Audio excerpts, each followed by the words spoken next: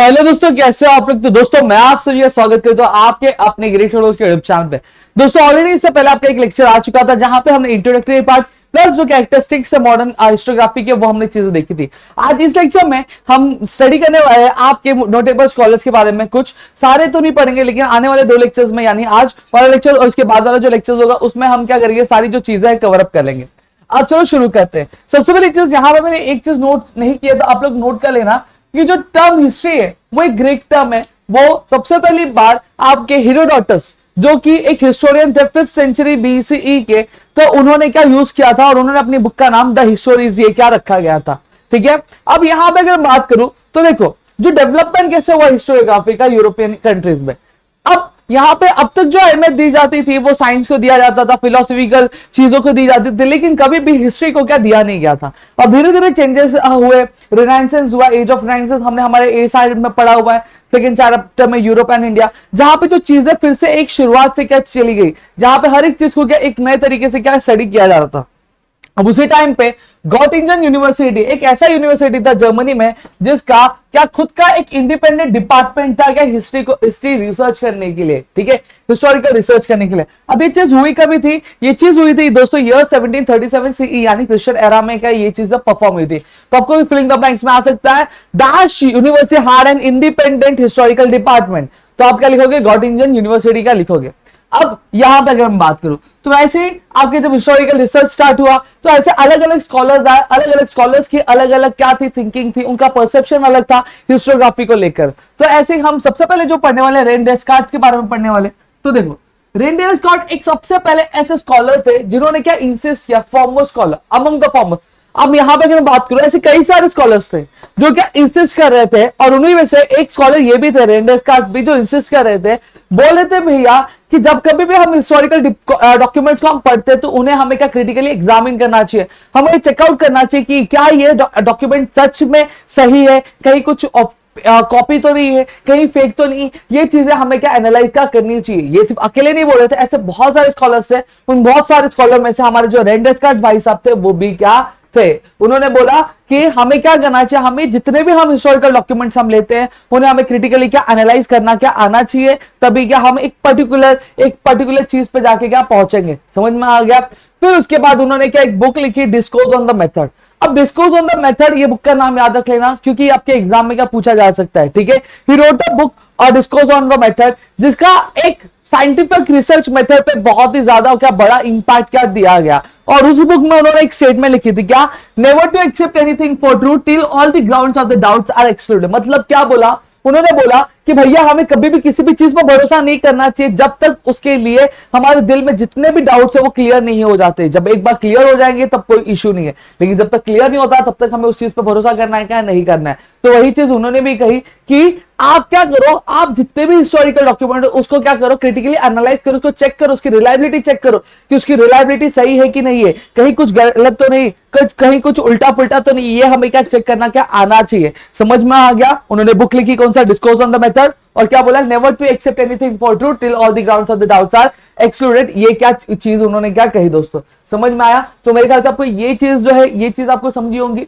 फिर उसके बाद अगर मैं बात करूं तो आपको याद कैसे करना है, आप याद कर लो फॉरमोस्ट स्कॉलर। किसके लिए foremost scholar, who insisted on verifying the reliability of document by critically examining them. Book क्या लिखी, he wrote a book discourse on the method which had a great impact on scientific research method. और उन्होंने क्या एक statement लिखा, never to accept anything for true till all the grounds of the doubts are excluded. Clear हो गया।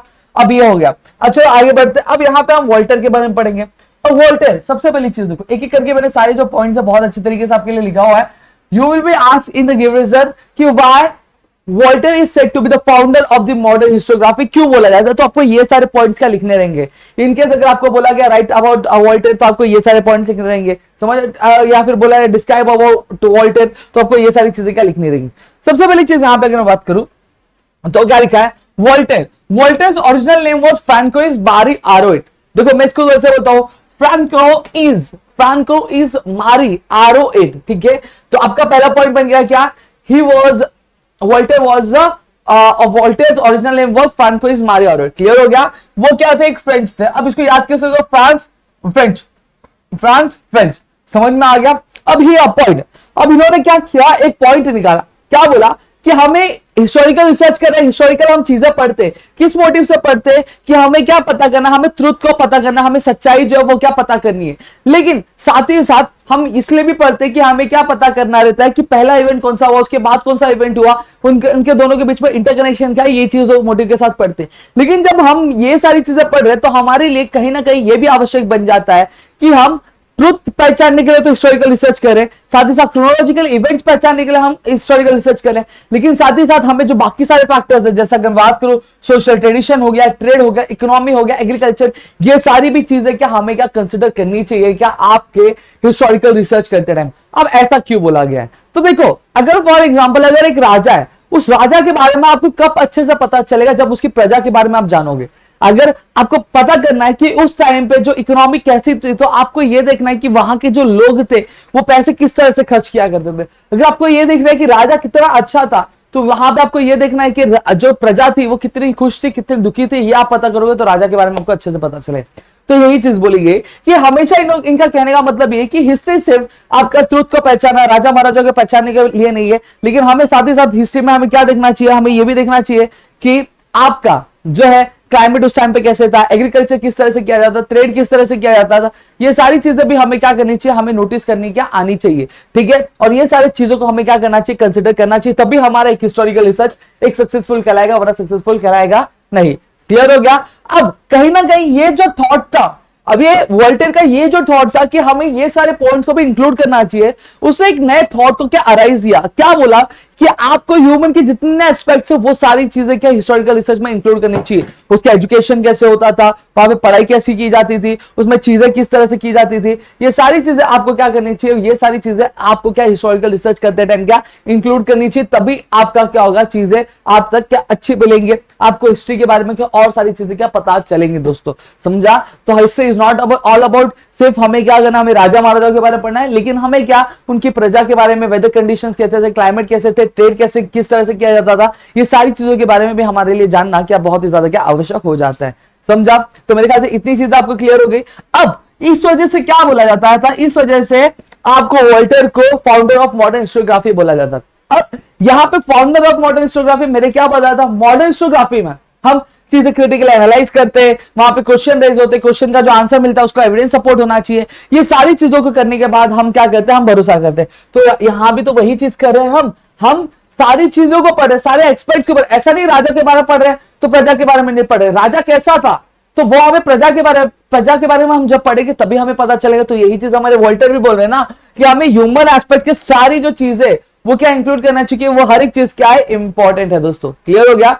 अब जहां मैंने मैं बात करूं तो हमारे नेक्स्ट क्या है,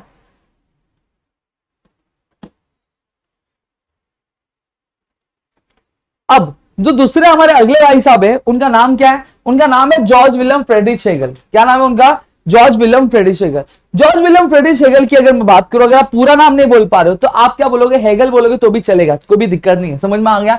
अब हेगल भाई साहब ने क्या बोला, हेगल ने बोला कि आपका जो वो क्या थे, एक जर्मन फिलोसोफर थे। आपको याद रखना है कि Hegel was a German philosopher. अब उन्हें इंसिस्ट किया historical reality should be presented in a logical manner. उन्होंने क्या बोला, जितनी भी हिस्टोरिकल रियलिटी है वो एक लॉजिकल मैनर में क्या प्रेजेंट की जानी चाहिए। मतलब ऐसा नहीं कि पहले कुछ हुआ अभी कुछ बताया जाए। हमने पहले बहुत बार सुना है कि इंसान बड़ा हुआ करता था, छोटा हुआ करता था, इंसान गायब हो जाया करता था, इंसान के पास जादू हुआ करता था। तो ये सारी चीजें आज लॉजिकली सोचना समझना थोड़ा सा मुश्किल हो जाता है, सही बात है। तो यही जर्मन आपके जॉर्ज विलियम फ्रेडरिक हेगल ने बोला कि आप हिस्ट्री प्रेजेंट करो, ठीक है, कोई दिक्कत नहीं, मुझे कुछ प्रॉब्लम नहीं है, मुझे कुछ भी प्रॉब्लम नहीं, लेकिन आप जो प्रेजेंट करो वो एक लॉजिकल होना चाहिए। और हिस्टोरिकल रियलिटी को एक सही तरीके से, लॉजिकल तरीके से क्या प्रेजेंट करना चाहिए कि आने वाली जो हमारी पीढ़ी है उस पे क्या भरोसा कर सके, और वो चीजें क्या प्रैक्टिकली होनी चाहिए। समझ में आ गया। फिर क्या बोला गया, presentation of history is bound to change. क्या बोला गया कि हिस्ट्री जो अपने आप में क्या बदलती रहेगी। जैसे फॉर एग्जांपल अगर मैं बात करूं कि आज जो हिस्ट्री है, हिस्ट्री छोटी मोटी नहीं, हिस्ट्री बहुत बड़ी है। और ऐसा भी नहीं कि हम ह्यूमन से पास में जितनी चीजें हुई थी उन सभी के जो राज थे, आपके जो सीक्रेट्स थे, उनको क्या कर लिया, उनको हमने डिकोड कर लिया, फिर डिसिपेट कर लिया।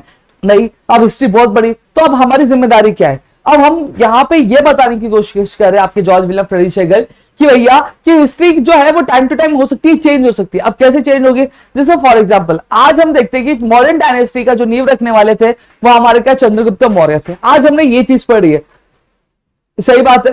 फिर उसके बाद हमने क्या देखा, जो एक महान शासक है मॉडर्न डायनेस्टी के, वो कौन थे, अशोक सम्राट थे।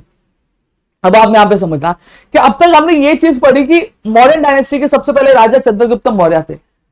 यहाँ पे कल को क्या आ रहा है, एक नया एविडेंस चल के आ रहा है, एक नई बुक सामने चल के आ रही है हिस्टोरिकल इवेंट में, जो हमें बता रहा है कि भैया चंद्रगुप्त मौर्य तो बाद में आए, उसके पहले कौन आ गया, उसके पहले आपके अशोक सम्राट आए।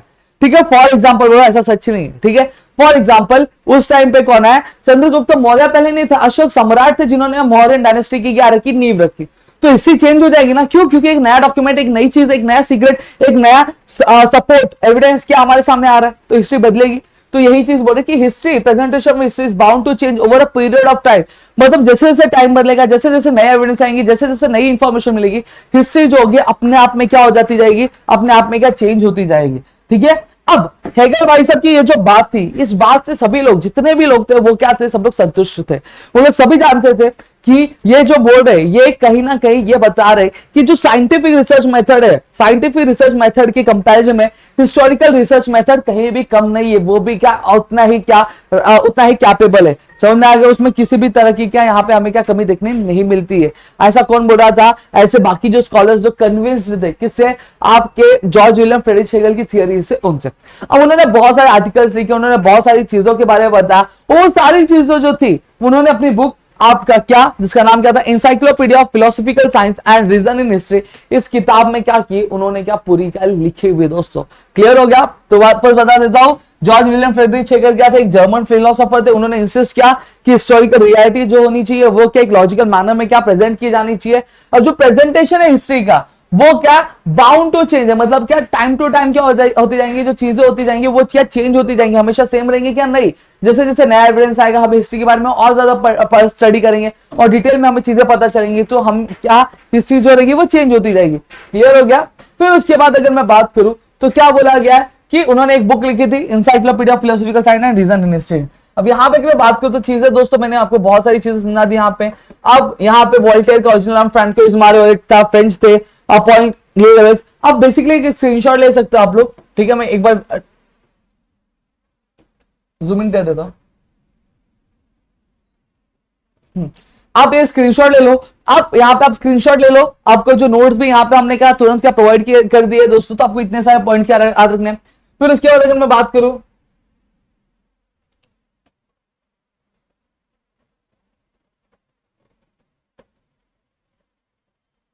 हाँ ये भी ले लो स्क्रीनशॉट, ये भी आपको दिख रहा होगा। ठीक है, तो यहाँ पे हमने जो तीन स्कॉलर्स है, तीनों स्कॉलर्स के बारे में हमने डिस्कस किया। अब बच्चे आपके कार्ल मार्क्स, आपके लियोपोल्ड वन रंग के फेमिनिस्ट हिस्टोग्राफी, एनालिस्ट स्कूल और माइकल फोगोट, ये छोटे छोटे हम जो हमारे नेक्स्ट सेक्शन में क्या इसको कवर करेंगे। तो चलो दोस्तों मिलेंगे हमारे नेक्स्ट सेक्शन में, तो तब तक के लिए घर पे रहो सुरक्षित और अपना ध्यान जरूर रखना। दोस्तों वीडियो अच्छी लगे तो प्लीज वीडियो को लाइक, चैनल को सब्सक्राइब और अपने दोस्तों के साथ जरूर शेयर करना दोस्तों, इसी तरह के और वीडियोस के लिए।